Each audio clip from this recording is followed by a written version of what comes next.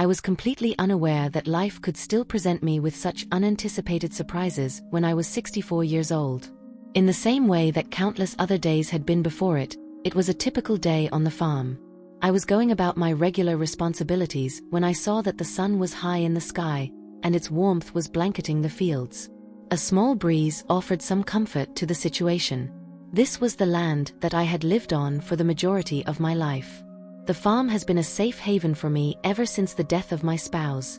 It has provided me with a place of comfort. But today was different. It seemed as though there was something unseen in the air, and I was unable to shake the feeling that I was being watched.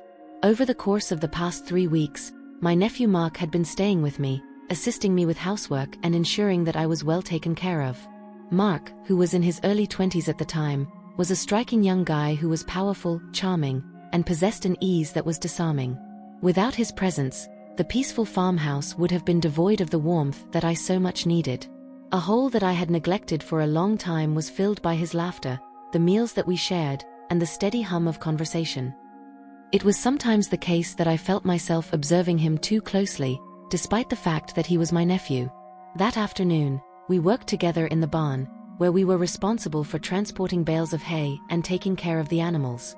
The sweat was glistening on his forehead, and his shirt was clinging to his strong body. The ease with which he moved, his strength and grace, and the way in which they were in perfect tune with his surroundings I could not help but admire. It was at the time that he was bending down to pick up another bale that I became aware of my admiration for his strength.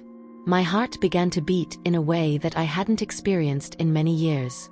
We took a break and sat down on a wooden fence that overlooked the fields before continuing on with our journey. As the sun began to set, the sky took on a variety of pink and gold hues, and it shed a